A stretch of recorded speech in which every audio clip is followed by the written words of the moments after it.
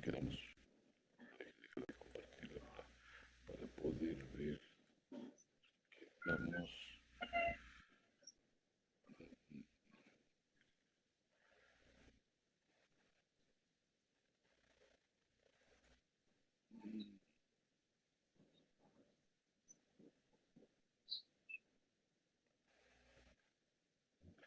Nos quedamos en los objetivos que debe cumplir el Estado, ¿no? Sí.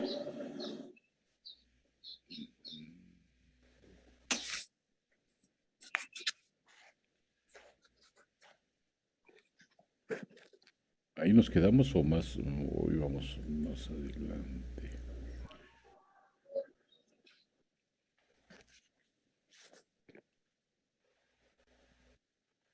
Sí, Creo yo que tengo en la siguiente, hasta profe. derecho objetivo.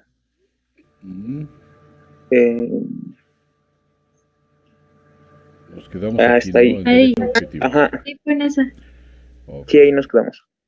ahí nos quedamos, ok. Entonces ahora tendré que subir. Profesor, una Sí, cuestión, es que no sé si sea mi equipo, pero lo escucho muy bajito y ya le subí todo el volumen. y me escucha muy No, bajito. sí, su voz está muy bajito. Déjame ver.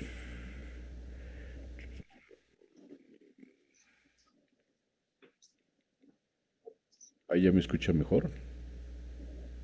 No, Ahí ya me escucha peor.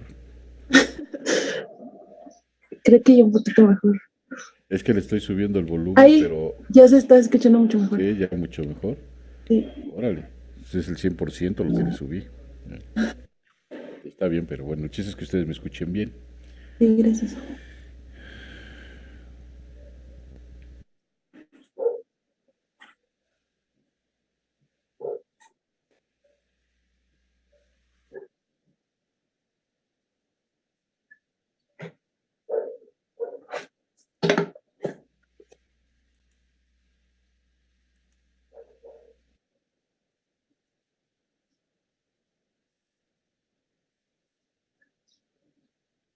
Sale pues. Ok, bueno, entonces vamos a ver las fuentes del derecho. Cuando, pues, en todos los gobiernos, cuando van a legislar respecto a alguna ley, se tienen que basar en tres fuentes, en tres bases, por decir algo. Y estas tres bases son las siguientes. Primero, las formales. En estas aquí encontramos que al crear una norma nos tenemos que fijar primero en las costumbres, en qué jurisprudencias existen al respecto y cuál sería la doctrina. Las costumbres, bueno, pues no sé si ustedes estén familiarizados con esto, pero en México, por ejemplo, hay muchas etnias y cada etnia tiene su uso y costumbre, cómo manejan las cosas dentro de su comunidad. La jurisprudencia es cuando existen sentencias a favor, ya sea del Estado o a favor del ciudadano, en algún caso de demanda o en algún pleito, por así ponerlo. Y son cinco sentencias en el mismo sentido, quiere decir que las cinco fueron favorables a diferentes habitantes o en diferentes lugares si es si es el gobierno en donde ha sido favorable favorable el fallo de la Suprema Corte de Justicia, y ya con esto se forma la jurisprudencia, y después de jurisprudencia se lleva a rango de ley. Muchas veces yo me he dado cuenta fiscalmente, incluso laboralmente, que existen jurisprudencias que los abogados no tocan. No sé si por desconocimiento, que yo creo que no, porque no quieren tocarlo, ¿verdad? O porque sienten que no sería bueno, o porque esa jurisprudencia va en contra de ellos, ¿sí?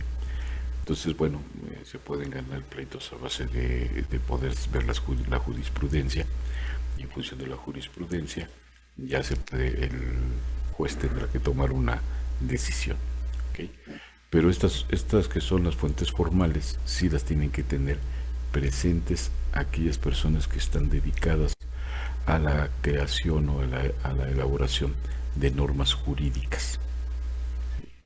Si no las consideran, pues prácticamente en qué se pueden basar, cuál sería su base, pues nada más porque yo creo, yo pienso, yo siento que debe ser así, o porque en la televisión lo vi, o porque lo escuché, pues no, hay que tener una base, un fundamento real, ¿no? Entonces, bueno, uno de esos fundamentos son lo formal, lo que ya existe, lo que ya tenemos, que ya está escrito.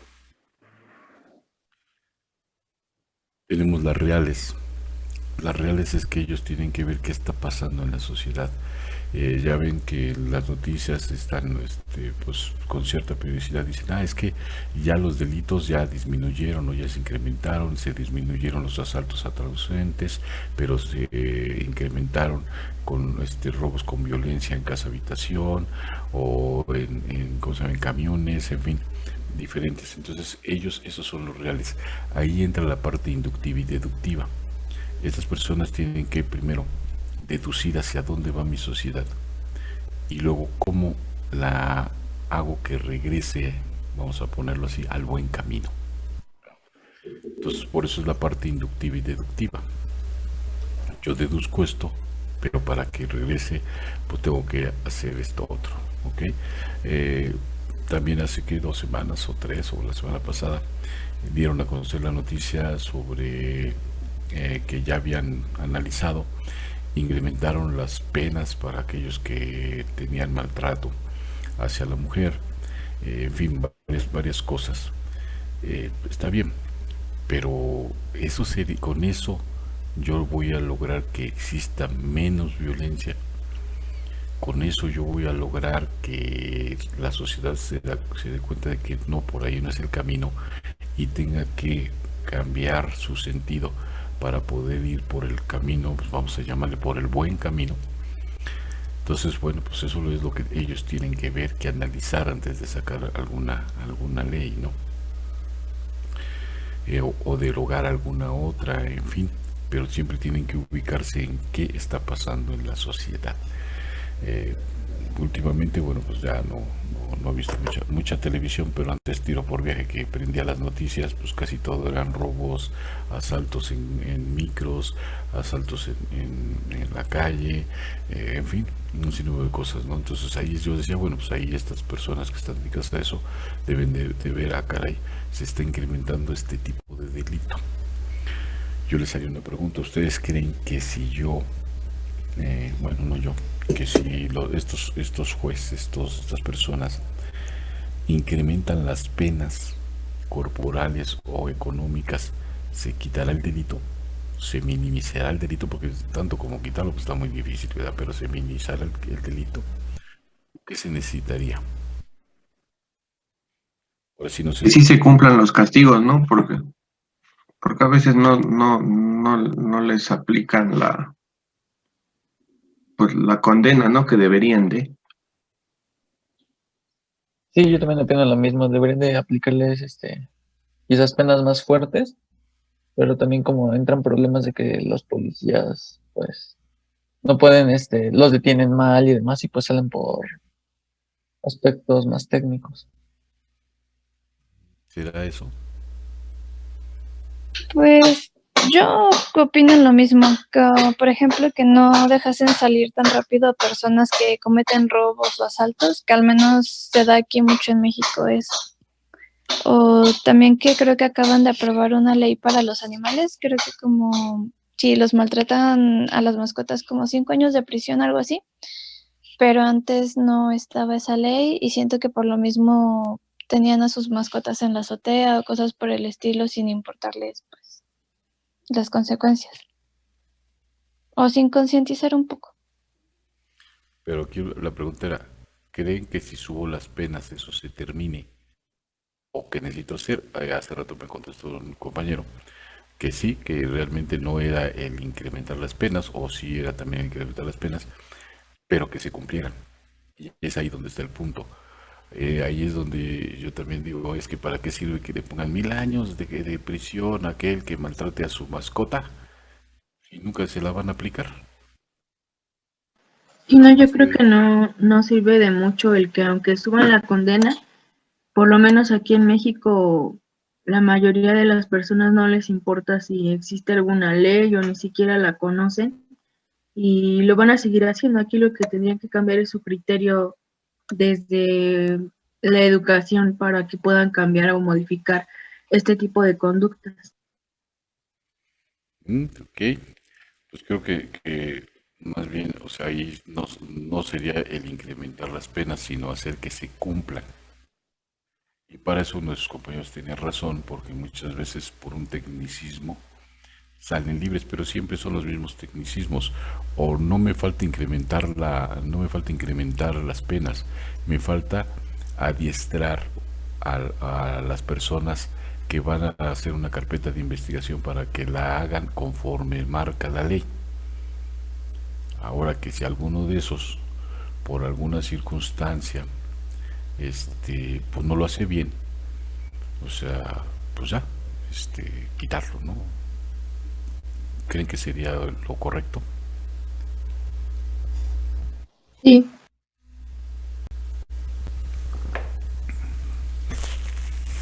Vamos, vamos a ver, por ejemplo, algo que estuvo muy sonado desde la semana pasada. La enfermera que pues nunca le apretó para que el líquido entrara dentro del brazo de la persona que se estaba vacunando. ¿Qué hicieron? ¿No saben qué hicieron? Me parece que Tenía destituyeron a la entendido enfermera, que, ¿no? ajá, Ok. y que iban a poner como más seguridad en todo esto de las vacunas. ¿Y eso será lo correcto? No, yo creo que sí merece una pena más grande porque supone que como empleado de la salud, pues hizo un castigo, un crimen bastante grande. Y ya lo vivió. Ay, disculpe, profe, se me está trabando. No, creo que se está trabando él. Sí, todo desfasado, pero ok. Mire, yo creo que hay, pues no nada más es el separarlo, ¿no? O sea, es hacer una investigación. Porque, bueno, pues ahí en una vez ahora sí que la aprendieron, pero a ver a cuántos no les hizo lo mismo, tener que buscar a esas personas, tener que vacunarlas. Y a esta persona que la verdad yo ya no les entendí, o los medios de comunicación no son buenos, o lo manejan de diferente manera, pero en un medio de comunicación dijeron, si no mal recuerdo, que el Seguro Social había separado a esta persona. En otro medio de comunicación dijeron que era una enfermera voluntaria, o era voluntaria, pertenece al Seguro Social. Entonces desde ahí empieza a haber una distorsión. O sea, ¿cuál es la realidad? Si es una enfermera del IMSS o fue una persona enfermera que fue voluntaria, que trabaje por su cuenta y que voluntariamente se preste a eso, está bien, porque a lo mejor tiene deseos de colaborar y bueno, presta sus servicios en forma gratuita para poder vacunar. Pero si se dan cuenta, dije, bueno, a ver, primero díganme si pertenece al Seguro Social o no. Segundo, pues necesito no nada más separarla, necesito toda una investigación atrás, a cuántas personas vacunó, de esas personas a cuántas realmente sí vacunó, a cuántas no vacunó, para buscarlas, volverlas.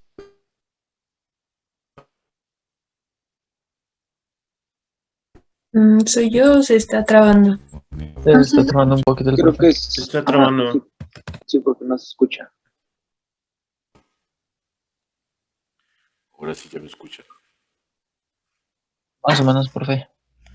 Ok, a ver, ya le subí al 100% ya. es que más bien se está como trabando su internet. Se está trabando mi internet. Sí, creo que sí, es que se oye cortado. Como,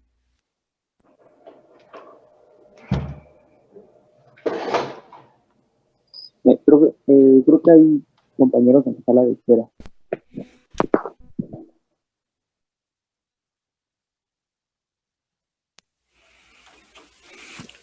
Ahora, ahí sí ya me escuchan mejor. Sí, ya. Sí, Sí, ya ya, se escucha mejor. Ok, bueno. Entonces yo decía que ahí lo que se tendría que hacer sería el buscar a las personas que esta persona vacunó para ver si a todas les hizo el mismo procedimiento o algunas sí las vacunó, a otras no, y sobre todo cuál era la intención, de esta persona de no hacerlo, porque se pueden especular muchas cosas. Pues, ¿cuál sería su intención? El no aplicar la vacuna. O sea, ¿para qué la quiere? ¿O para qué requiere de esas vacunas? Porque ya estaban en la jeringa, y como ya estaban en la jeringa, pues entonces ya hay que volverla a congelar y luego a lo mejor pierde su efectividad, o cuál sería la intención de no aplicarlas. Y en función de esa intención, pues aplicar un castigo. En fin, entonces esas son cosas que realmente los que hacen las leyes deben de fijarse, ¿no?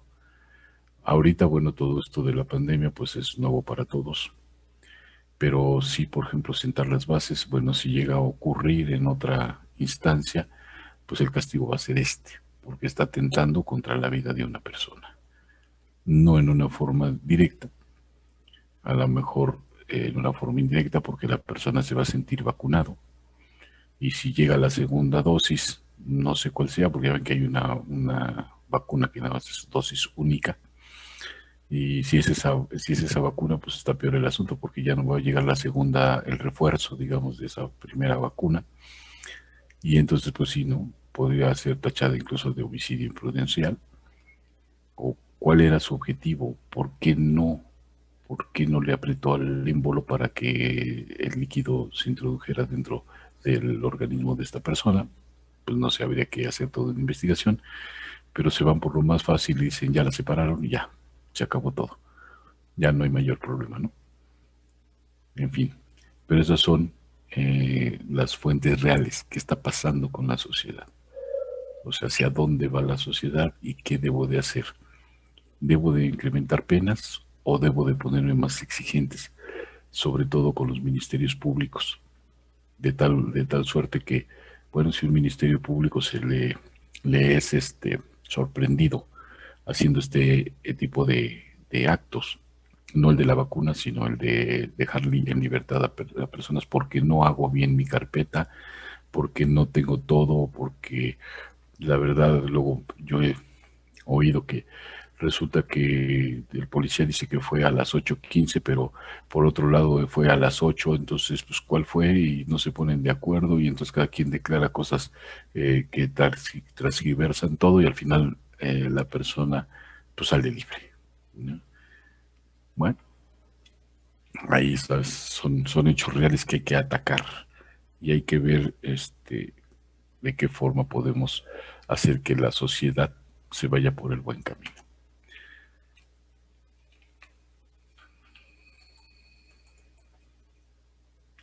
Los históricos.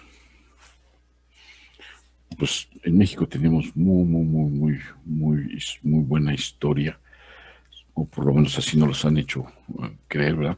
Que tenemos muy buena historia, pero hay que enfocarse más a la parte de legal, a las partes de las leyes, ¿sí? Y aquí, bueno, yo más o menos he estado investigando, ya tiene tiempo. Si hablamos históricamente de los impuestos, pues los aztecas ya cobraban impuestos, ¿no? Los aztecas, que eran un pueblo guerrero, sometían a los xochimilcas y les cobraban un tributo, que es un impuesto. Se iban contra los tlaxcaltecas y otro impuesto, y se iban contra otro pueblo y otro impuesto. Y había personas, había aztecas ahí, que se dedicaban a llevar la contabilidad de los impuestos, de qué pueblo cumplió, qué pueblo no cumplió, qué pueblo cumplió a medias, en fin, todo eso. Entonces, históricamente, pues sí hay forma de poder tener la base. En otros aspectos, yo creo que también lo tenemos. Están las leyes de reforma y muchas cosas que se pueden considerar. Y esto viene al caso porque eh, en el sexenio de Calderón se quiso poner un impuesto que le denominaron YETU. Y ese impuesto decían que iba a ser el que desplazaría al impuesto sobre la renta. El chiste es que este impuesto lo trajeron de Europa Central, sin hacerle ninguna modificación. Intentaron ponerlo a funcionar dentro del país y fue un rotundo fracaso. Pero rotundo fracaso de todo a todo. Incluso se intentaron correrlo en paralelo con el impuesto sobre la renta y se pagaba el que fuera mayor. Eh, Había muchas discrepancias, muchas situaciones que no cuadraban con la forma de pensar, de ser, de ver las cosas del mexicano, y al final terminó siendo derogado y nada más duró 2 años y medio antes de que pudiera ser derogado porque no dio el resultado que se esperaba. Evidentemente tenemos que tener algo histórico, ¿no? Tenemos que tener algo que venga, que surja de nuestro país, y si traemos algo del exterior, pues matizarlo, pues adecuarlo a la forma de cómo se manejan aquí los impuestos, de la forma de cómo se hace esto, de cómo se hace el otro. No es una cosa sencilla. Yo no digo que ese impuesto, el YETU, hubiera sido malo. A lo mejor en el otro país era un muy buen impuesto, pero porque allá tienen una forma de ver diferente las cosas, de ser de diferente forma. Entonces, bueno, pues allá sí cumplía con todas sus expectativas y cumplía con todo.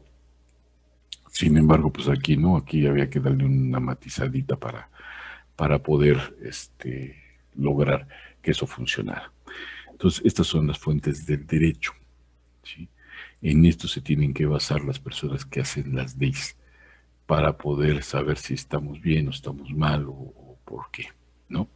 Entonces, bueno, no sé si tienen alguna duda de esto. No, profe, todo bien. Creo que no. Y aquí vamos a ver dos tipos de derecho: el consuetudinario y el legislativo. ¿En cuál de los dos creen que estamos nosotros situados? ¿Cuál es nuestra forma de derecho que nosotros tenemos y que son los que nos sirven?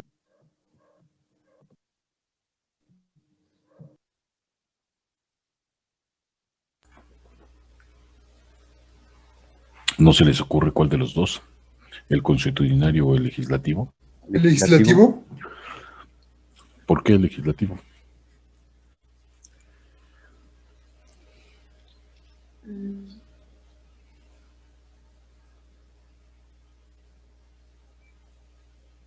Sí lo dijeron bien, legislativo, pero ¿por qué?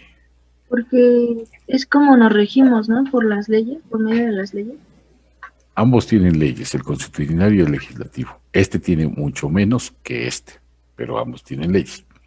Okay. O sea, es por su forma de trabajar, ¿no? Ahorita vamos a ver cuál es uno y cuál es otro, ¿no? El consuetudinario se basa en usos y costumbres. Este tipo de derecho lo llevan mucho los pueblos sajones. Canadá lo lleva, Estados Unidos lo lleva, Inglaterra lo llevan, toda la parte europea, pero que sean sajones. Ese es el sistema de derecho que tiene, que es basado en usos y costumbres. ¿Qué sucede con eso de usos y costumbres?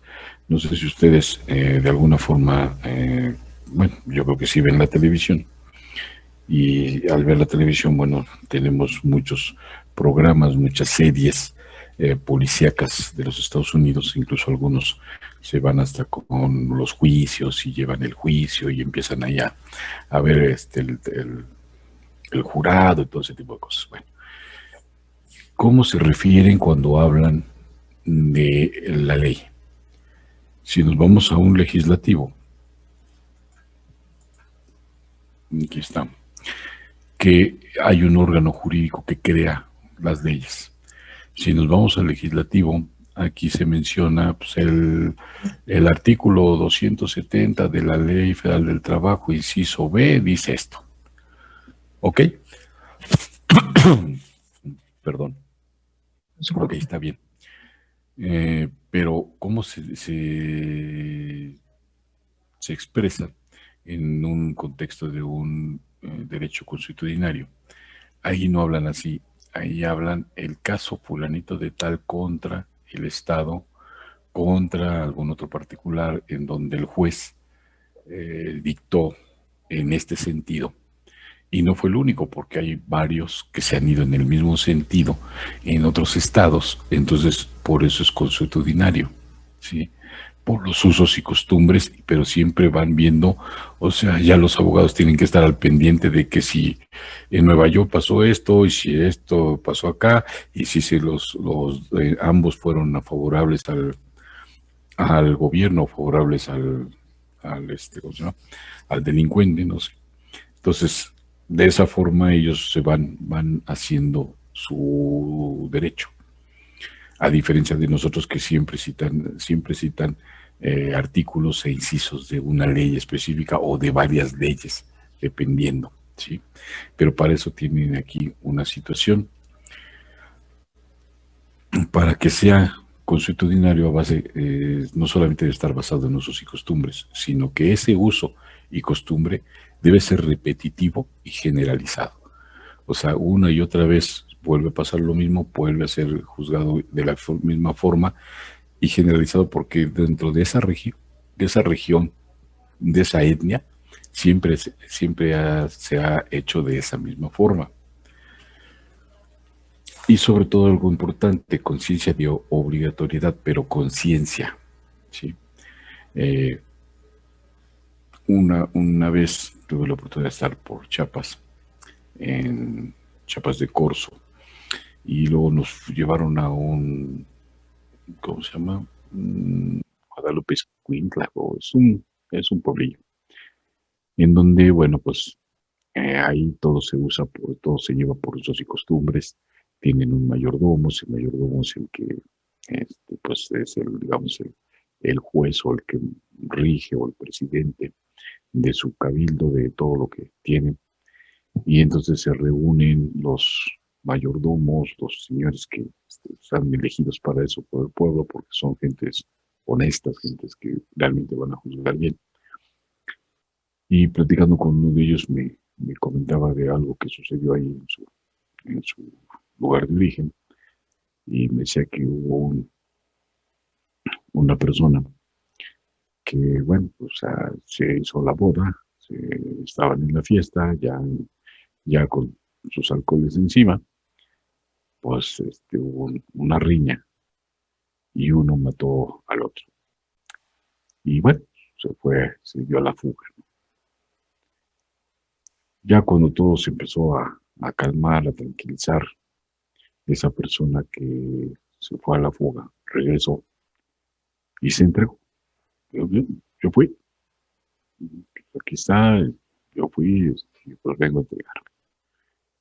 ¿Por qué? Porque tenía pues la conciencia de que tenía que hacer eso. Eso era lo correcto y eso es lo que tenía que hacer.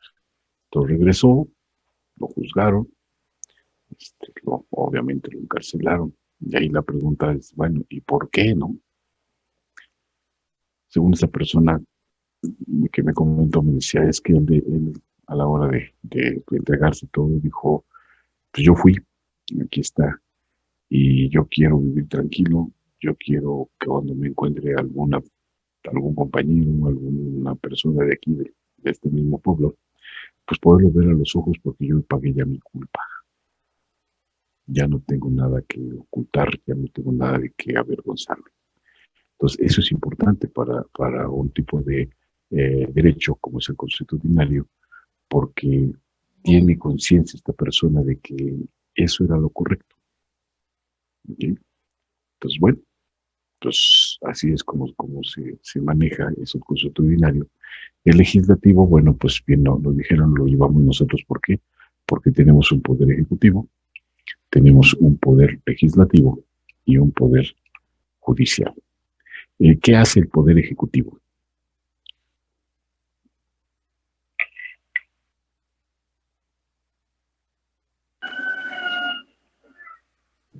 Promulga leyes, ¿no? El ejecutivo es el presidente, ¿no? El ejecutivo es el presidente, pero también su compañero estaba en lo correcto. El ejecutivo lo que hace es propone leyes.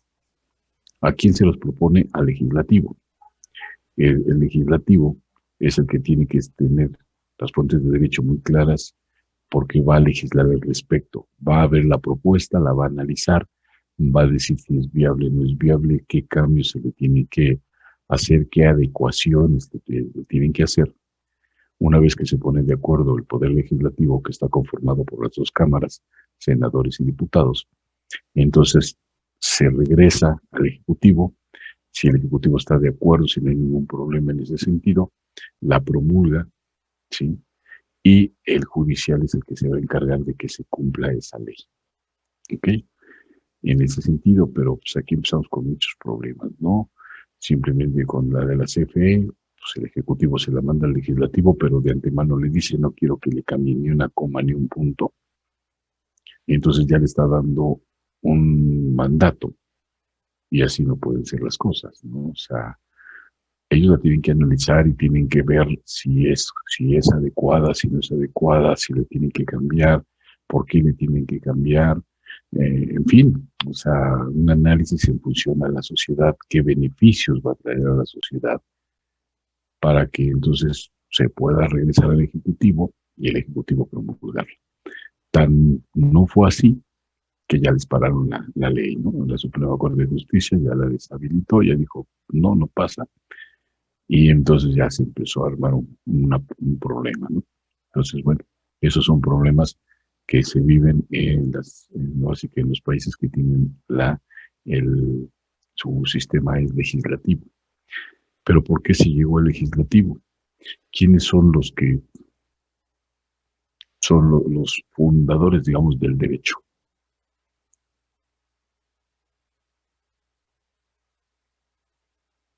Tampoco no saben quiénes fueron, o nunca en la primaria ni en la secundaria les dijeron que cómo era el derecho. ¿Romano? Romano. Y si es romano, ¿en dónde fue su sede? ¿En dónde nació? Roma. Pues en Roma, ¿no? Roma. Y si yo dijera que antes el sistema romano era consuetudinario.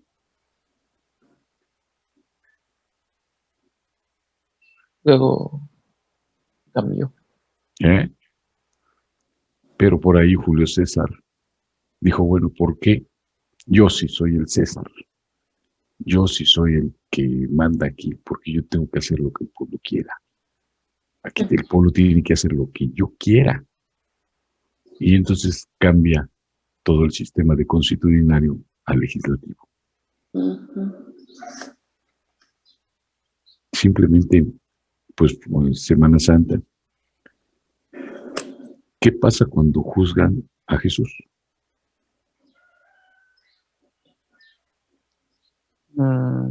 Pues lo llevan como a varios representantes, ¿no? Y nadie quería como juzgarlo. No como juzgarlo, ¿no? O como condenarlo. Pero ¿quién lo condena al final? Era el pueblo, o sea, eran los líderes religiosos. O sea que sí era consuetudinario. Ajá. Sí. Porque ¿qué es lo que hace Poncio Pilatos? Aparte de que pues, era muy limpio y se lavaba las manos por lo del COVID. Entonces, aparte de todo eso, ¿qué dice? Yo no encuentro culpa. O sea, es un cuate que pues nada más habla y dice, y bueno, pues está bien, ¿no? O sea, yo no le encuentro culpa. ¿Y qué es lo que le contesta el pueblo? Pues condénalo. Entonces él dice, bueno, pues yo no le encuentro culpa, condénenlo ustedes. ¿Y quién termina condenándolo? El pueblo. El pueblo, porque era legislativo. Era consuetudinario, perdón. Era consuetudinario. Y en base a lo que el pueblo dice es lo que se hizo. De acuerdo a los usos y costumbres. Entonces de ahí podemos ver que sí, el derecho romano era consuetudinario. Después ya Julio César dice, no, pues yo aquí soy el mero Chipocles, y pues no. no me conviene, entonces lo cambió al legislativo y generó el poder legislativo, el poder ejecutivo, el judicial, bueno, eso ya es otro rollo. Pero pues sí se empezaron a crear diputados y senadores por cada provincia de Roma y todo eso, empezó a haber todo un cambio. Pero en sí era consuetudinario al inicio. Ellos le dan la vuelta porque, bueno, pues Julio César dice, pues yo soy el César, y porque el pueblo me va a decir si lo castigo o no lo castigo, y si lo castigo, cómo lo castigo, ¿no? Porque realmente si recuerdan ese pasaje bíblico, pues el pueblo le dice que lo crucifique. Entonces realmente pues los romanos no le hicieron nada a Jesús. ¿Quién fue? Pues, su propio pueblo. Su propio pueblo fue el que lo condenó. Entonces, bueno. Entonces, es así nada más un ejemplo para que vean cómo sí había consuetudinario y cómo viene el cambio para poderlo hacer ejecutivo. No sé cuál tenga más fallas. Yo creo que los dos deben de ser buenos, pero siempre y cuando se lleven como marca, ¿no? O sea, como se marca. Bien. O sea, porque tanto el consuetudinario a lo mejor también puede ser que tenga sus problemas, ¿no? Y bueno, pero si lo llevan bien, bueno, pues está bien llevado. Y el legislativo puede ser que sea muy bueno también si lo llevan adecuadamente conforme se marca que se debe de llevar. O sea, el problema está de cómo se lleva cualquiera de los dos sistemas de derecho. Si se lleva bien, pues está bien, ¿no? O sea, qué bueno. Pero si de antemano no es así, bueno, pues entonces, por muy bueno que sea, si la gente no quiere llevarlo en forma adecuada, pues será malo. ¿Ok? ¿Les queda claro cuál es uno y cuál es otro? Sí, profesor. Independientemente de que hayan crucificado a Jesús o no. Sí. Sí. Sí. Ok.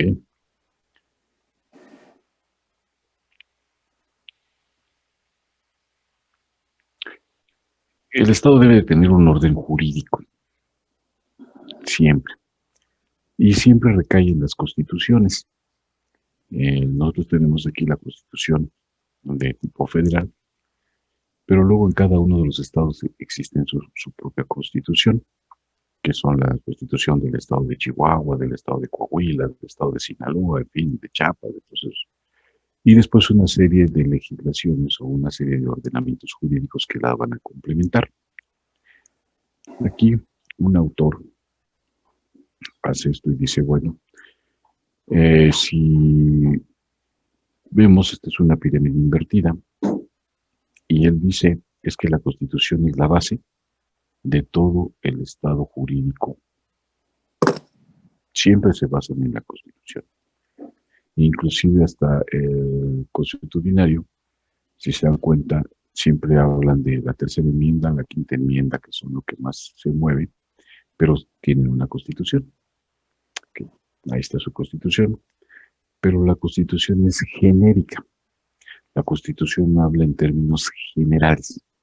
Entonces tenemos que tener unas leyes que sean reglamentarias de esa Constitución, que vayan marcando los pasos, que vayan marcando los seguimientos que se deben hacer para que se cumpla la Constitución. Y estas leyes reglamentarias de la Constitución la forman las leyes de carácter federal. Tenemos la Ley Federal del Trabajo, la Ley Federal del Impuesto sobre la Renta, la Ley Federal del IVA, la Ley Federal. Tenemos muchísimas leyes que son de carácter federal, pero al mismo tiempo son reglamentarias. Como ejemplo, por ejemplo, la Constitución habla en su artículo 123, ya sea apartado A o B, que bueno, todos pueden trabajar y que deben de tener un horario, okay, y un día de descanso, y en fin. Pero viene la Ley Federal del Trabajo y dice, ok, entonces, bueno, tienen que trabajar, pero van a ser por turnos. El diurno será de 8 horas, con 1 hora para comer. El vespertino tendrá que ser de 7 horas y media, con tanto para comer. El mixto empieza a las 9 de la noche y termina a las 6 de la mañana, tendrá que tener esto. O sea, ya está dando un reglamento, ya está reglamentando la Constitución. La Constitución dice, ok, todos pueden dedicarse a trabajar siempre y cuando sea lícito el trabajo, siempre y cuando esto, el otro, y así está. Pero las reglamentarias empiezan ya a dar fundamentos y las suben a tipo de carácter federal. ¿Ok? Aquí tenemos la legislación del orden común. Las leyes de la Constitución reglamentarias y federales nos va diciendo a qué te dedicas. Vamos a hablar de las fiscales. Pues yo soy persona física, actividad empresarial, pero pues vendo cubrebocas. Bueno, entonces a ti se te aplica este tipo de forma de trabajar, cómo debes de registrar tus ingresos, tus salidas, cuánto es el impuesto que vas a pagar, ya sea por tarifa, ya sea por cuota, ya sea de la manera que se lo especifique la ley, pero tú vas a tener que pagar tus impuestos así, de esa forma. ¿Ok? Entonces a cada uno se nos va poniendo, bueno, yo soy asalariado. Bueno, tú como asalariado, tus obligaciones son estas, ahora sí que tú tienes este tipo de obligaciones, este tipo de derechos. ¿Sí? Tú tienes que trabajar 8 horas, se te tiene que remunerar, tienes que estar inscrito en el Seguro Social, tienes que hacer esto, tienes que hacer lo otro. Bueno, esos son tus derechos. Pero tus obligaciones, pues es que no puedes llegar a trabajar bajo el influjo de alguna bebida embriagante, algún licor o de algún estupefaciente, en fin, y tendrás estas sanciones, ¿ok? Eso es lo que se hace en las leyes reglamentarias y leyes federales, de carácter federal, pero en las del orden común, esas son para todos, independientemente que tengan un negocio, independientemente que trabajen por honorarios, independientemente de que sean asalariados. Esa legislación son del orden común. Aquí, por ejemplo, la de tránsito, ¿sí? El reglamento de tránsito es una legislación del orden común. Pues tú podrás ser asalariado, pero no por eso te vas a pasar los saltos, ¿no? O tú podrás trabajar por tu cuenta y a lo mejor tienes mucha prisa y te pasas los saltos y bueno, haces un montón de cosas. No, todos tienen que tener bajo cierta reglamentación. ¿Ok? Y por último, bueno, vienen lo que serían los bandos municipales. En todos los municipios hay algo que se denomina cabildo. Este cabildo son los rectores, son los que juzgan que está bien, que está mal en el municipio, son los que emiten un bando porque ven que a lo mejor ya en el municipio pues hay muchas irregularidades, a lo mejor se incrementan los robos, a lo mejor los asesinatos, a lo mejor, en fin, mil de cosas, y ellos son los encargados de que en su municipio, de acuerdo al bando municipal que se dicte, van a tener que acatar los policías municipales. ¿Sí? Entonces, bueno, esta es el orden jurídico que tenemos nosotros y que Hans Kelsen fue el que dijo, no, es que sí, bueno, sí es una pirámide, pero vamos a ver al revés. La base es la Constitución y a medida de que va creciendo, pues va habiendo unas leyes reglamentarias federales, del orden común, bandos municipales y así seguiremos viendo todo esto. Pero esto es lo principal. ¿Tienen alguna duda?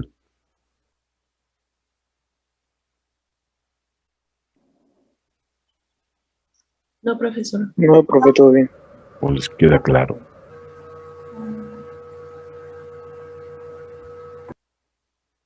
Ok, entonces, bueno.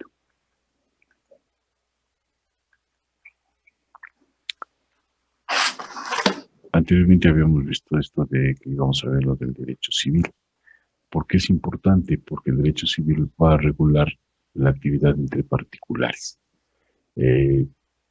Podríamos decir que es una actividad de ser buenos vecinos, en fin, buenos habitantes, colaboradores, en fin. Eso es lo que se encarga de ver, pero esto nos interesa porque aquí hay dos cosas fundamentales que para efectos de fiscal tenemos que comprender, del derecho fiscal tenemos que comprender. El primero es que aquí nos dicen o nos especifican claramente que es una persona física. ¿Ustedes son personas físicas? Sí, profe, porque no somos empresas. Sí. Ok, independientemente que no sean empresas, son personas físicas desde que nacen.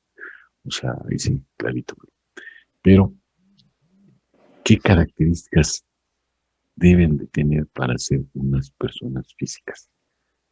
Independientemente de su constitución física, que pueden ser morenos, pueden ser blancos, pueden ser de pelo claro, de pelo oscuro, pueden ser altos, pueden ser delgados, independientemente de eso, para efectos del derecho, ¿sí? Tiene que tener ciertas características. ¿Qué características tienen ustedes para ser nombrados personas físicas? No sé, es que, bueno, podría decir que tener una nacionalidad, pero creo que Pues sí, estás bien. Es una de ¿sí? tus características, tu nacionalidad, ¿no? Eres mexicano. Puede Bueno, ser paraguayo, uruguayo, argentino, hondureño, no sé. Pero una de las características es eso, tu nacionalidad. ¿Qué otra, qué otra característica pudieras tener o pudieran tener que se les dijera, bueno, sí, sí, es una persona física? Nombre, Nombre, obviamente, pues tenemos que ser, ahora sí que ubicados, ¿no? Tenemos el nombre, los apellidos, porque por nombre puede haber muchos Carlos Martínez, Jorges, ¿no? Pero ya con cierto apellido, con los dos apellidos, pues ya nos particulariza, ¿no? Ya sabemos quién, ¿ok? Ya tienen el nombre, ya tienen la nacionalidad. ¿Qué otra cosa tienen que tener? puede ser el estado civil. El estado civil, Ándale. ya sea que sean que solteros, casados, viudos, Fiatos. divorciados, dejados, no sé. Dejados no es un estado civil, pero bueno. ¿Ok? Entonces, bueno, pues ya tenemos más. ¿Qué más características de ustedes, que ustedes se identifiquen con ellas, pueden tener? Tengas un domicilio. Domicilio. Ujú. Para que lo ubiquemos, ¿no? En donde vive. Ok. Ok. Y fíjense que aquí hay una importantísima. Si ustedes ven, el inciso E habla de una capacidad jurídica. ¿Qué es la capacidad jurídica?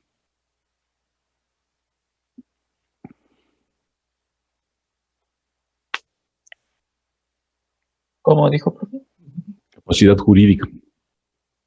Ah,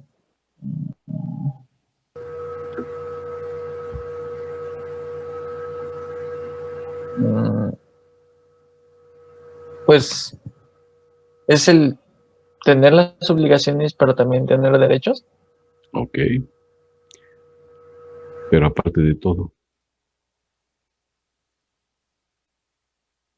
sí tienes obligaciones, tienes derecho, pero aquí hay un pero, que puede ser que ustedes tengan nombre, domicilio, patrimonio, nacionalidad, estado civil, que tengan todo eso, pero si no tienen capacidad jurídica, no se les considera personas físicas, hablando dentro del derecho.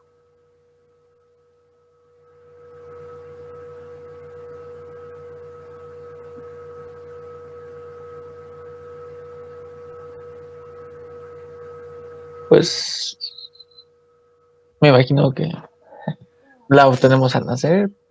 Y- Razonable, ¿Cómo? que tenga como juicio, es como razonable o algo así, pero no sé cómo explicarlo. Bueno, es que podemos ser una persona física, pero tiene limitaciones. Pueden ser limitaciones de tipo físico. A lo mejor no podemos caminar bien, a lo mejor tenemos que tener ayuda de un bastón, a lo mejor tenemos que tener ayuda de una andadera, en fin.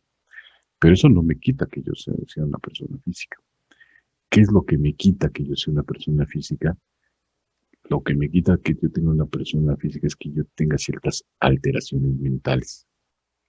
O sea, que mentalmente no esté bien, no sea coherente, no esté dentro de una realidad, ubicado dentro de una realidad. Entonces, obviamente ahí pierdo yo la posibilidad de ser una persona física.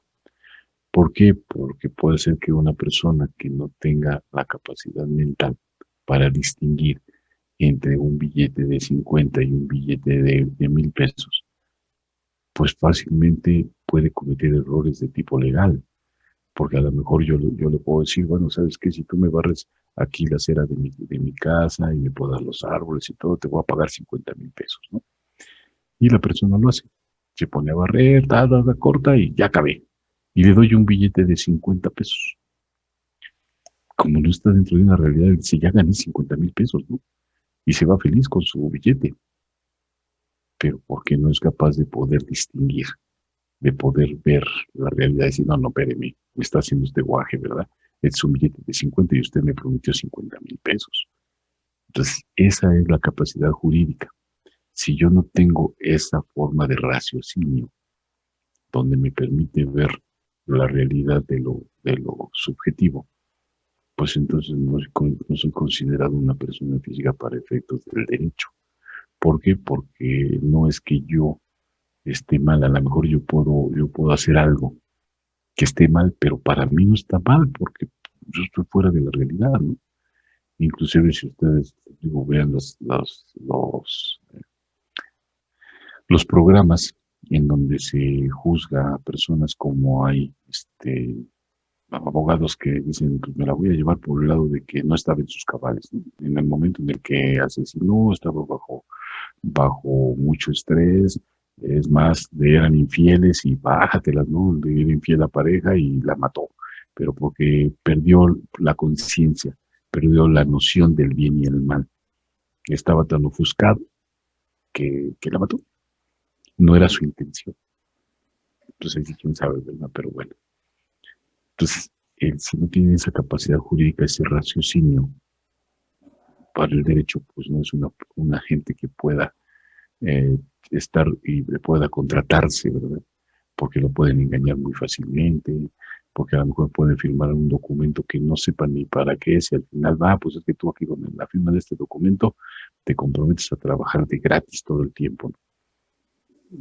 Entonces, la capacidad jurídica es la parte fundamental que el derecho tiene para ver si es una persona física o no. ¿Tienen alguna duda? No, profesor.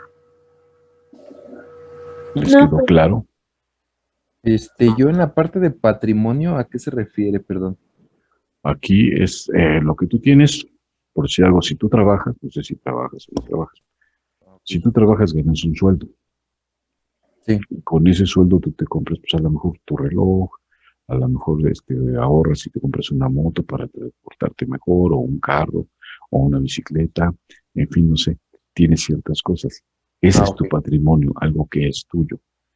Si no trabajan, obviamente ese patrimonio prácticamente se puede decir que son los padres, los tutores, los que tienen ese patrimonio que de alguna forma comparten, porque a lo mejor en determinado momento dicen, bueno, pues no tengo carro, pero mi papá sí me lo presta para irme a la escuela, o me lo presta para ir a hacer una tarea, o me lo presta para una fiesta, o para ir al cine, no sé. Pues forma parte de ese patrimonio de la familia. ¿Okay? A eso se refiere la palabra patrimonio. Gracias, profe. ¿Qué otra duda tienen? ¿Ya no tienen duda? ¿Qué es una persona moral? Pues una persona moral puede estar constituida por puras personas físicas o por la combinación de personas físicas y personas morales. Pero debe de estar siempre, su objetivo debe de estar siempre abocado a que va a tener operaciones comerciales, pero de carácter lícito y permanente. Por ejemplo, ahorita viene todo lo de la pandemia y pues mucha gente se pone a vender cubrebocas, a vender para que no le dé a uno sus desinfectantes, las cosas, y se pone a vender que bandejitas para que cuando entren a su casa o el negocio, pues les ponen cloro y ya no se mete el virus a ese lugar, en fin, todo eso. Pero pues se ponen a elaborarlas más que a venderlas, a comercializarlas, también las pueden comercializar, elaboran y comercializan.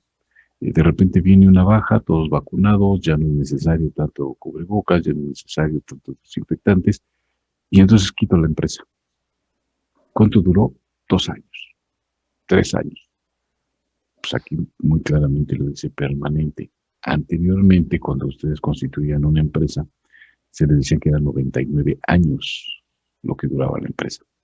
Ahora ya cambiaron las leyes, 2016, si no recuerdo por ahí, por mediados de 2016, y ya se pone que las sociedades anónimas son indefinidas, ya no tienen un periodo, ya no le están diciendo 99 años como era antes, que venía en la de comercio, venía la de sociedades mercantiles, perdón, venía precisamente eso, de cuánto tiempo duraba una sociedad, cuánto tiempo duraba una persona moral.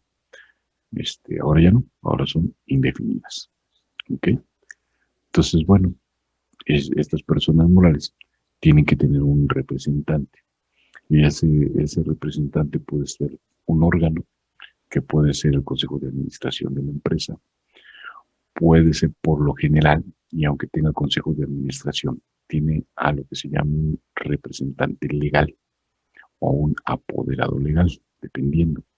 Sí, porque un representante legal pues va a representar a la empresa en ciertas particularidades, alguna demanda laboral o alguna demanda civil o alguna demanda fiscal, sí, y ese sería el representante. El apoderado legal es el que tiene el control de todo. Puede vender la empresa, puede hacer lo que quiera con la empresa, porque por eso es el apoderado legal.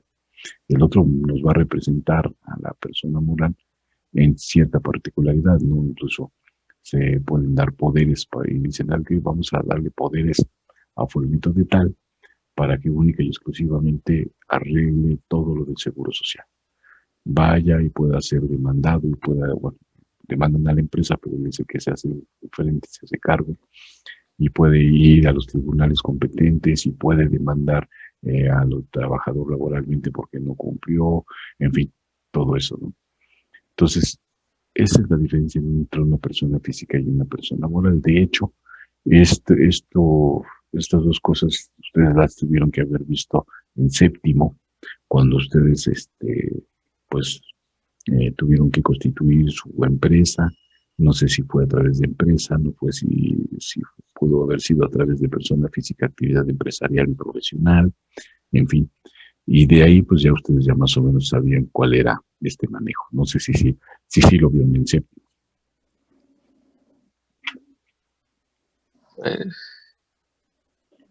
Sí, pero no fue sí, pero muy no. a fondo. Sí, pero no. Bueno, pero sí lo vieron, o sea, sí les explicaron cuál era la diferencia entre uno y otro, cómo se constituye una empresa, que se puede hacer a través de un corredor público, a través de notario público, y bueno, tienen que tener cierto capital. Anteriormente, primero eran 5 millones de pesos, después le bajaron 1 millón de pesos, y después le volvieron a bajar para poderse constituir. En fin, todo eso supongo que se los explicaron.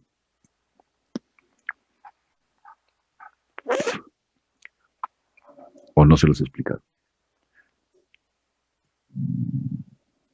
No, la verdad es que no. Bueno, No, no recuerdo. Ya medio se los expliqué. ¿Ok?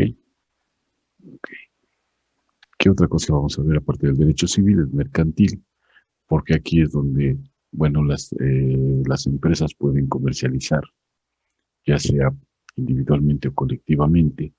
Si a lo mejor ponen una asociación de comerciantes de cubrebocas, ¿sí?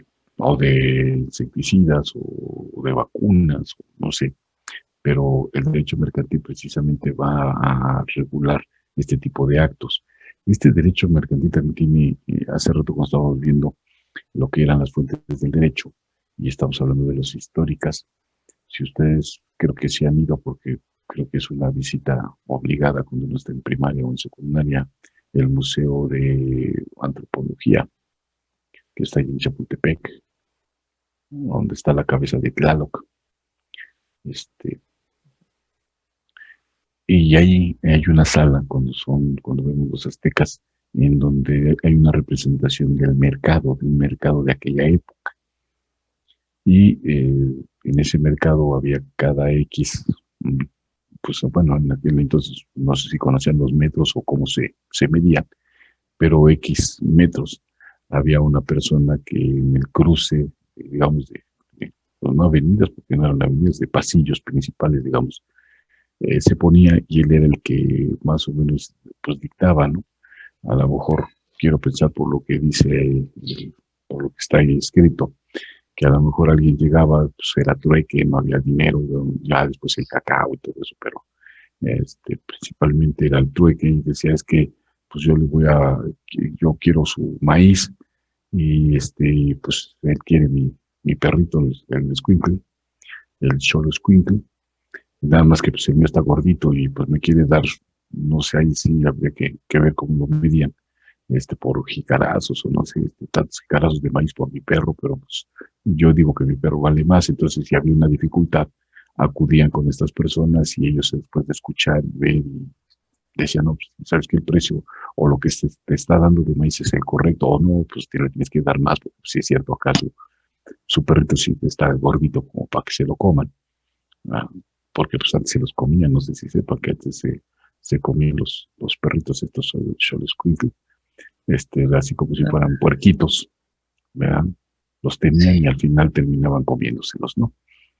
Entonces, bueno, esa raza de perros que es originaria de México, pues funcionaba y así funcionaba y ese era su derecho mercantil y regulaban los actos de comercio, ¿no? Decir, no, pues estás mal o estás bien o dale un poquito más o yo creo que en lugar de darle 3 caritas o 3 contenedores de maíz, pues tienes que dar 3.5 y ya quedan a mano, a lo mejor llegaban a un acuerdo y se iban felices y contentos, ¿no? O sea que sí tenemos convivencia, sí tenemos bases históricas para poder tener una legislación mexicana, no tener que copiar de otros lados, no porque sea malo copiar, pero no traerlas como la que es, el ejemplo que les di, también hay otro, en la época de Cedillo, trajeron las famosas UDIs, que realmente pues era un robo, o si era un robo en despoblado eso, ¿sí? Y entonces ya decían, no, pues es mejor, porque con la UDIs te pueden dar hasta 30 años para que pagues, y ya antes nomás te dan 10,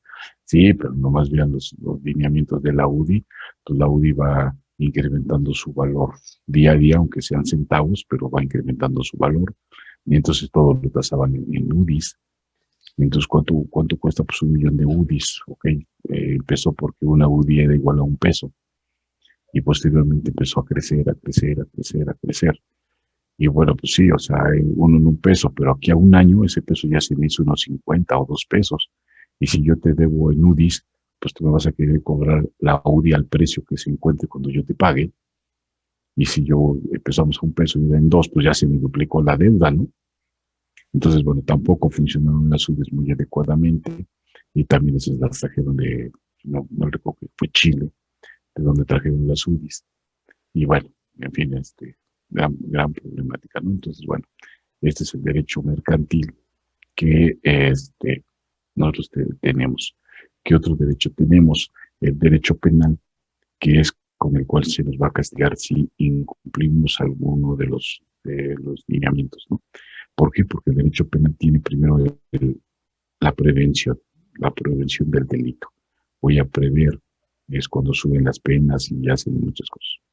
La represión, porque voy a tratar de reprimir con ciertos actos la conducta del ser humano. Y posteriormente vendría la sanción. En la represión, bueno, pues te voy a encarcelar. Pero pues, cuando te dicten sentencia, ya voy a ver si te voy a encarcelar por 1 año, 2 años, 5 años de por vida o de pronto te aplico la pena de muerte. Aquí en México existió la pena de muerte dentro de la Constitución, pero bueno, fue desechada, la quitaron y actualmente ya no existe, pero sí llegó a existir. Entonces, con la penal, pues nos van a tratar de regular si no cometas un fraude fiscal, porque puedes ir desde 3 meses, 4 meses, 1 año a la cárcel, hasta estar ahí preso definitivamente. Depende de los montos, aquí depende de los montos, y muchas veces está tasado la reparación del daño, pero aquí es el daño patrimonial al Estado. Si el Estado dice, bueno, que me pague cuántos, 5.000 millones y con eso estoy por bien servido, entonces ya me pagan los 5.000 millones de pesos y ya, quedas en libertad, ¿no? O aparte de pagarme los 5,000 millones de pesos, vas a tener que purgar una condena de 6 meses, 1 año, 2 años, 3 años, no sé, como lo dicte la ley, por haber intentado, pues así que evadir tu responsabilidad o tu obligación de pagar tus impuestos. ¿Ok? Entonces, bueno, ese sería el derecho penal. Y el derecho laboral pues son ordenamientos que van a regular la convivencia o la forma de trabajar entre patrón y subordinados. Aquí hay una cosa muy importante. Si queremos saber si es salario, pues tenemos que ver en qué forma fue contratado. Si hay subordinación, quiere decir que es asalariado. Y se demuestra que hay subordinación, pues es asalariado. ¿Por qué? Porque muchos patrones, con tal de no pagar el seguro social, SAR, Infonavit, 3% sobre nóminas, despiden al trabajador. ¿Sabes qué? Pues sí, te contrato. Sí necesito una persona con tus características y te voy a contratar. ¿Ok? Ah, pero ¿sabes qué? No te voy a contratar por salario, te voy a contratar por honorarios. ¿Qué significa eso? Bueno, que no vas a tener derecho al seguro social, no vas a tener derecho a prima vacacional, ni aguinaldo, ni vacaciones, ¿sí? Y yo me ahorro todo lo demás. Pero los de la Secretaría del Trabajo, ¿qué es lo que hacen? Bueno, pues hacen una entrevista y ahí es donde va a salir a flote si es subordinado o no. Cuando hay subordinación, cuando el patrón les dice qué hacer, cómo hacer y les da los medios y las herramientas para poder hacer su trabajo. Si se cumple eso, hay subordinación y entonces ya no es honorarios, sino pasa a ser asalariado. Y si lo determinan como asalariado, pues el Seguro Social va y le cobra cuotas sobre los patronales que no pagó, el igual y todo el mundo le cobra y bueno, es un verdadero problema llegar a eso. ¿Tienen alguna duda de esto? No, profe. ¿Les queda claro? Sí, profe. Sí, profesor. Profe, ¿todo bien? Sí. Ok.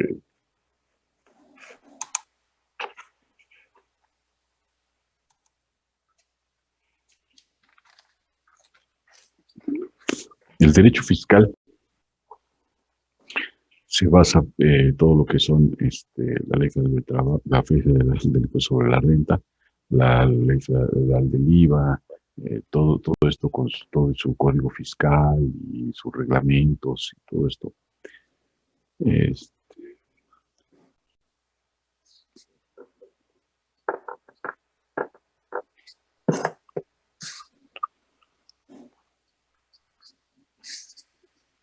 Que vino de sus compañeros en sala de espera ya había acceso. Sí. Ah,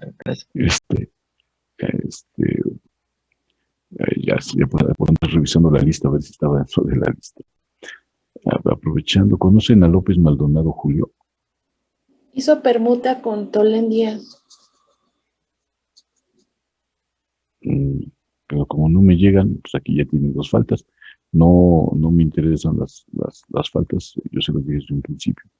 Tengo que, ahorita terminando, voy a mandarle un correo a la coordinadora Sí, para ver, porque aquí ya tienen 2 faltas. Entonces, y es el único, porque todos los demás sí han asistido.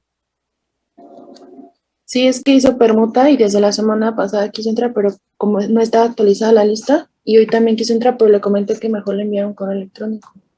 Bueno, ok, está bien. Gracias. Sí, tengo que ver a la coordinadora o mandarle un correo, porque bueno, pues ya eso de verla, pues ya no se puede, ¿verdad? No, ya no hay presenciales, entonces van a tener que mandar un correo para que ella me mande los nombres y de qué grupo a qué grupo se cambiaron. Ok, entonces bueno, con el derecho fiscal, aquí tenemos que se basa en hipótesis o supuestos. Ustedes entran a la hipótesis o supuesto de ley y tienen que cubrir esos impuestos. Pero aquí hay 2 actores fundamentales, que sería por un lado el Estado y por el otro lado el contribuyente. El Estado, ¿cómo está conformado? El Estado está conformado por lo siguiente: tiene un territorio, una población y un gobierno. Esto es Estado, ¿ok? El territorio, bueno, pues es toda la parte territorial, como su nombre lo dice, que si nos ubicamos en la República Mexicana, pues va desde la frontera norte con Estados Unidos hasta la frontera sur con los países de Centroamérica, Belice, Guatemala, con todos esos países que tienen colindancia con México en la parte sur. Y hacia el este y el oeste, pues tenemos por un lado el Golfo de México, por otro lado el Océano Pacífico, hasta cierta parte, en otra parte está el Mar de Cortés. Entonces, bueno, pues todo eso es el territorio en lo cual va a regir el aspecto fiscal a ese territorio.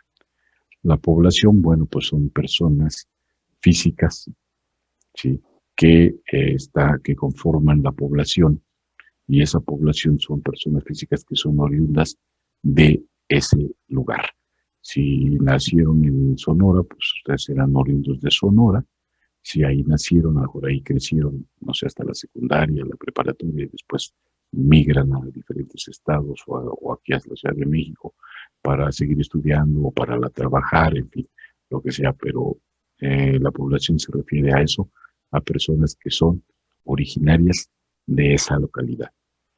Y por último, el gobierno, que el gobierno va a estar representado por diversas entidades, que son entidades gubernamentales, y que, bueno, se les nombran, ¿no? Por ejemplo, secretarías, la Secretaría de Hacienda, la Secretaría de Salubridad, la Secretaría de Economía, en fin, todas esas secretarías son las que representan al gobierno. El gobierno es algo intangible.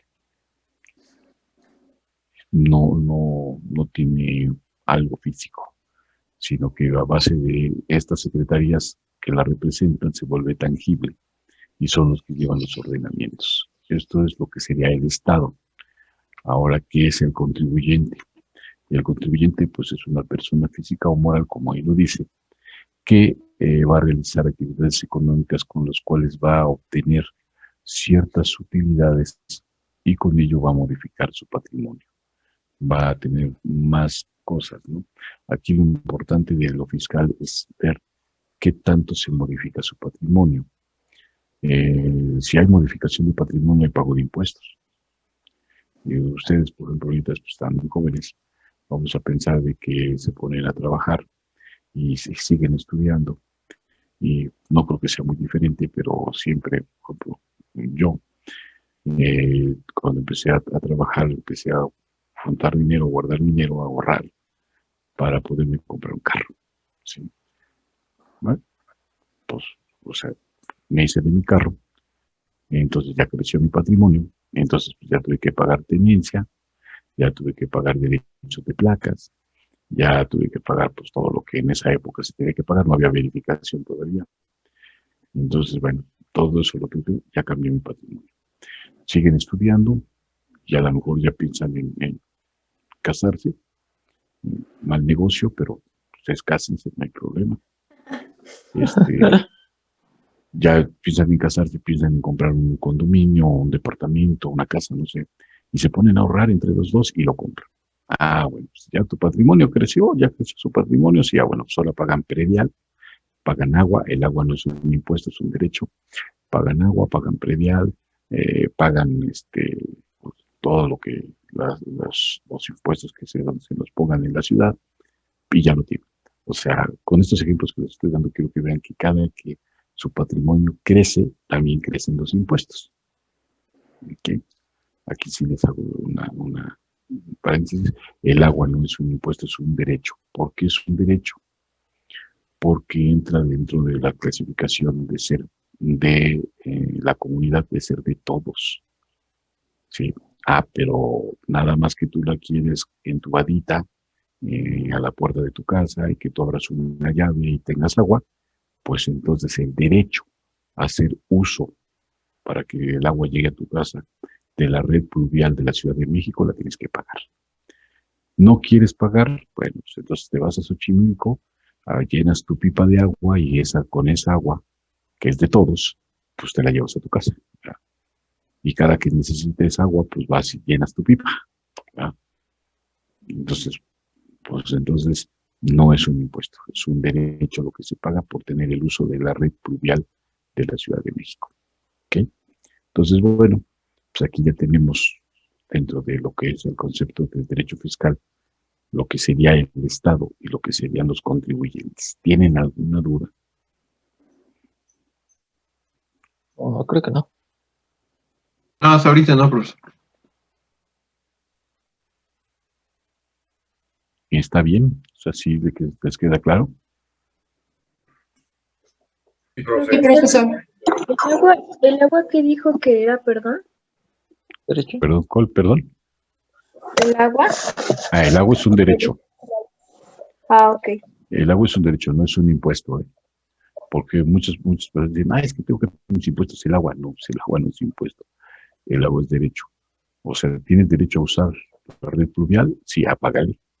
Si tienes derecho, pero págale. Si no pagas, pues no hay agua en la puerta de tu casa y bueno, pues pones cubetas cuando llueve y juntas tu agua y esa la usas, ¿verdad? O te vas a algún río o te vas a algún lugar donde hay agua que pues es de todos, ¿verdad? De la comunidad. Y pues ahí llenas tus cubetas y te las llevas a tu casa. Y así de fácil, ¿no? ¿Ok? Ok, gracias.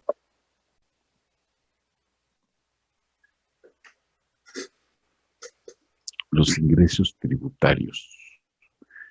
¿De dónde obtiene fondeo, de dónde se fondea el gobierno para poder hacer frente a todas las necesidades de la población y cumplir con sus obligaciones? O sea, porque es una obligación del gobierno. Ahí hay algo que yo no estoy muy de acuerdo y que creo que los medios de comunicación pues también deben de cambiar en ese sentido, porque de repente se vuelven muy revolucionarios y todo, pero pues como que no les encuentro mucho sentido, ¿verdad?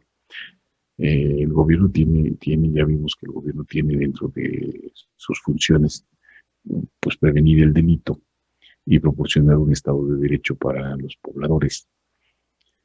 Y entonces yo esto se lo comento porque no hace mucho, hace como 3 meses o 4 meses del año pasado, pero bueno, ya ven que se robaron a un niño, ¿verdad? Y salen ahí las cámaras y que una señora se lo llevó y que lo agarró de la mano y que después se fue para la calle y bueno, entonces. Y vino la mamá hasta hablar con el presidente para que le ayudara. No, como población no podemos pedirle ayuda, es su obligación proporcionarnos eso. Bueno, de tal suerte que encontraron al niño, que bueno, que lo encontraron, regresaron con su mamá y entonces la señora viene a dar las gracias. No tiene que dar las gracias, es la obligación del gobierno hacerlo. Esa es su obligación y él debe de cumplir con sus obligaciones. Entonces, bueno, y esto es porque los ingresos tributarios precisamente sirven para eso, para todo eso. Nosotros pagamos nuestro impuesto, bueno, pues el gobierno está obligado a que ese impuesto, ese dinero se convierta en servicios y esos servicios sean de beneficio para la comunidad, para la población. Entonces, bueno, los ingresos tributarios, hablemos de los impuestos. Aquí si ven, hablamos de tributo. ¿Qué es lo que cobraban los aztecas? Los aztecas cobraban tributos a los pueblos que sometían. Los tlaxcaltecas, los xochimilcas, no sé, los de Hidalgo, se me fue el nombre. A todos esos pueblos pues les cobraban su tributo. Y aquí habla de situación jurídica prevista por la ley, que hace rato nosotros veíamos que eran hipótesis. Sí, que si caíamos dentro de esa hipótesis, pues teníamos que pagar ese impuesto. O sea, aquí está la situación jurídica que prevé la ley. ¿Qué sucede? Bueno, pues entonces tú estás trabajando, hay una persona denominada patrón que te paga y el cual está obligado a retenerte el impuesto sobre la renta producto de lo que te va a pagar por el trabajo que tú le estás proporcionando. Entras dentro de esa hipótesis, pues sí, si trabajo, si tengo un patrón, si me paga, si me retiene, entonces soy obligado a cubrir esos impuestos. Aparte de todo, también obligado a ¿qué? A presentar la declaración anual que en este mes se tiene que presentar todas las de personas físicas. Entonces, bueno, pues ahí está ya, ¿verdad? ya estamos en lo que es un impuesto.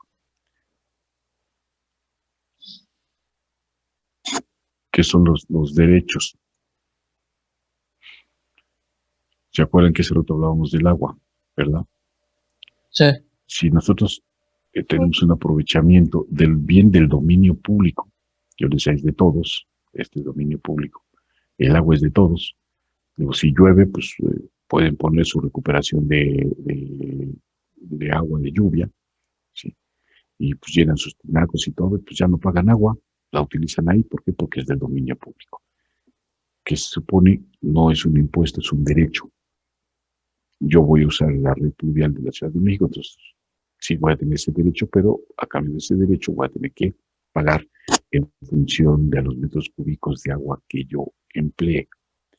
¿Cuánto empleo? 10 metros cúbicos, 20 metros cúbicos, en fin, ya viene ahí la normatividad en el sentido de que si es casa habitación o si es para comercio, en fin, todo ya viene ya bien desglosadito y para que no lo comprenda, pero es un derecho. ¿Okay?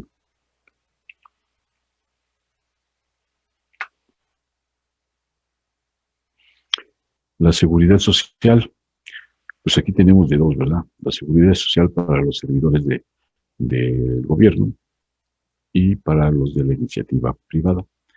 Para los de la iniciativa privada será el Seguro Social, para el otro será el ISSSTE. Y se tiene que aportar.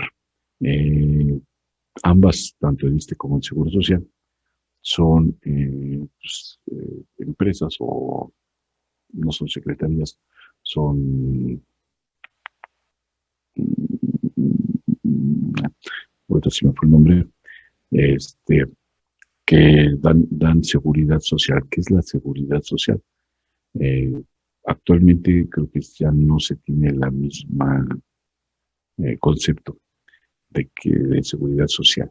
Únicamente se limitan a que, bueno, van al ISSSTE y tienen consulta de médicos gratuitamente, entre comillas, porque ya con sus aportaciones lo están pagando, derecho a medicamento, derecho a que si requieren alguna operación, pues tienen hospitales, tienen médicos que los operen, prácticamente en forma gratuita, digamos, entre comillas, porque ya hubo una aportación de por medio. Igual para el Seguro Social, igual para el ISSSTE, ¿sí? Y ambas se les denominan, bueno, no ambas ahí, sino el Seguro Social es tripartito. ¿Por qué tripartito? Porque tiene una aportación producto del patrón, que son las cuotas patronales, una aportación que son de los trabajadores, que son las cuotas obreras, y una aportación del gobierno federal, que por cada peso de cuota obrero patronal que ingresa al instituto, el gobierno está obligado a poner 25 centavos, una cuarta parte. Está obligado a poner 25 centavos para que tenga el fondeo necesario para cubrir las necesidades de los trabajadores en lo referente a salud, en lo referente a salud, en lo referente a medicamentos. Pero la seguridad social empieza en 1940, si no mal recuerdo, pero abarcaba más, ¿no? Había centros de seguridad social, por ahí todavía que existen, no sé si funcionan todavía, pero existen algunos del Seguro Social, en donde van las personas y se les enseña pues, a bordar, a coser. Había una, o todavía, no sé si hace mucho que no pasó por ahí, pero la unidad Cuauhtémoc, donde había personas que iban, sobre todo ahí sí, sexo masculino, que iban a tomar clases de electricidad, de mecánica, de carpintería, no porque el sexo femenino no pudiera tomarlas, pero era más llamativo para el hombre o había más hombres que acudían a tomar este tipo de clases. Está también el de Independencia y hay algunos otros centros de este tipo en diversas colonias. Hay otro por Avenida Popocatépetl. No sé si siga funcionando, por ahí se ha pasado, pero está estado cerrado, o sea, no sé si por el COVID o porque ya no lo llevan. Que estos tipos de centros lo que hacían era pues capacitar mejor al obrero, a la persona que iba a trabajar, con el objeto de que pudiera obtener mejores ingresos, de que fuera ascendiendo. Esa era la seguridad social. A últimas fechas nada más la seguridad social, por lo que yo he percibido, nada más lo están limitando a la atención médica y hospitalaria y ya se acabó. ¿Ya? Y pues no, la seguridad social es mucho más que eso. ¿Ok? Las contribuciones de mejoras, ¿sí? Bueno, pues hay diversas obras públicas que el gobierno hace y las personas se benefician de esa obra pública. Eso que es, todos los que se beneficien de esa obra pública pues tendrán que pagar el costo de esa obra pública. Claro, dividido, ¿no? Vamos a suponer los segundos pisos. Bueno, pues sí van a tener un beneficio, más rápido van a pasar de un lugar a otro y bueno, una serie de cosas. Entonces, ¿qué sucede? Que todos los que viven a los lados pues, tendrán que pagar esa obra pública y todavía 10 manzanas hacia atrás van a tener que pagar esa obra pública. Hace muchísimo tiempo, ustedes pues ya no lo vieron, ni a lo mejor sí conocen algunas personas que lo llegaron a ver, pero anteriormente el alumbrado de la ciudad no era como el que está ahorita, sino eran postes iguales, digamos, pero tenían hasta arriba una carcasa con un foco de 400 watts. Y la verdad lo único que iluminaba era el poste y como unos 2 metros a la redonda. Y luego el otro poste, y luego el otro poste, y pues más o menos entre poste y poste daba un poco de entre oscuridad y tiniebla, pero así estaba. Y de repente llegaron y dijeron, no, vamos a cambiar el alumbrado público, vamos a poner de esos alumbrados con estas luminarias que van a iluminar, y sí, iluminan bien, no estoy diciendo que no. Pero entonces, pues, va a haber cada X metros, va a haber una luminaria, y así se fueron en las calles, y aquí ponían, y aquí era, a algunos les tocó que la entrada de su casa, de su puerta les tocara, a otros que no. No había mucho garage en esa época, las casas no tenían mucho garage, algunas sí tenían, y les tapaban la puerta del garage. Entonces yo recuerdo, yo en esa época era chico, era chavillo, entonces de que yo escuchaba a los de, no, ya nos van a poner, no, si no, pues yo quiero que esté aquí cerca de mi puerta, porque pues así voy a tener iluminada, y bueno, se va a ir rateros o algo, ya no se van a meter porque está iluminado, y ya no se van a querer esconder, en fin, todo eso lo que generó esta obra pública. Pero cuando les dijeron, pues sí, nomás que les va a tocar de a tanto, ya nadie quería, ¿no? Ya todos, no, pues nos seguimos como estábamos antes, ¿para qué no? Y bueno, le tocaba una X cantidad de financiamiento de esa obra pública, ¿no? Entonces, pues sí, eso sí me acuerdo perfectamente de mis tíos, mi papá, pues todos los adultos mayores o mayores de esa época, decían, no, mira, aquí va, no, pues aquí ya me pusieron la cruz, aquí van a venir a hacer a escarbar para poner el poste y para ponerle, y están escarbando para meter la conexión a través de que sea subterránea y todo ese rollo, y todo el mundo hasta se andaba peleando porque quería tener enfrente de su puerta una luminaria, no, ¿y por qué si son tantos metros? ¿Y por qué? Pues mejor váyanse para acá, y sí me acuerdo bien que cuando pues salió en los periódicos, pues sí, todo está, todo tal, y la obra va a costar tantos millones de pesos, y pues cada uno le va a caer con tanto, y empezaron con que no, pues mejor que sea más allá, ¿no? Pues, o sea, fuera metros más, metros menos, les iba a tocar lo mismo, no porque la tuvieran enfrente les iba a tocar pagar más, o les iba a tocar pagar todo el poste, obviamente no se prorrateaba entre el número de casas, y bueno, de esa forma se les cobraba lo que sería la obra pública, ¿no? Pero bueno, eso digo porque a mí sí me tocó vivirlo, yo sí me acuerdo bien, ustedes ya no, pero de mí sí. Los accesorios de ley, si nosotros incumplimos con el pago de cualquiera de estos que son derechos, aportaciones, contribuciones, mejora, con estos, tenemos que pagarle al gobierno algo que denominan accesorio de ley. ¿Y qué es eso? Si no pago a tiempo, que vamos a ver más adelante, cuáles son los periodos de causación y los periodos de pago de los impuestos. Si yo no pago a tiempo y en forma todas las contribuciones, el gobierno va a cobrar algo que se llama actualización y recargos. La actualización es traer a valor presente X cantidad de dinero. Para eso vamos a utilizar los índices nacionales de precios al consumidor. Los recargos es una especie de interés que nos cobra el gobierno por habernos financiado ese tiempo. Vamos a suponer que el día de hoy yo todos tuviéramos como plazo límite para pagar X impuesto el día de hoy. Bueno, pues no lo pagamos. ¿Por qué? Porque se nos olvidó, no teníamos dinero, o lo que ustedes quieran, el pretexto que ustedes quieran, o la realidad que ustedes quieran. Entonces, bueno, yo lo pago mañana. Entonces ahí ya dicen, entonces tienes que pagar recargos. La tasa de recargos desde hace 2 o 3 años más o menos, todavía para este año sigue igual, es del 1.47% mensual acumulable. La actualización la tenemos que sacar de acuerdo al índice nacional de precios al consumidor. También les voy a enseñar cómo lo vamos a sacar. Entonces, bueno, eso lo tengo que pagar. Yo tengo que pagar el monto del impuesto que no pagué oportunamente. Vamos a suponer que va 1,000 pesos ahorita y no los pagué. Ya mañana, cuando los pague, me van a cobrar el 1.47% más de los 1,000 pesos. O sea, 147 pesos más. Es lo que yo voy a tener que pagar. Y así, si se va pasando el tiempo, pues se va incrementando lo que yo tengo que pagar. A eso se les conoce como accesorios de ley. ¿De todo esto tienen alguna duda?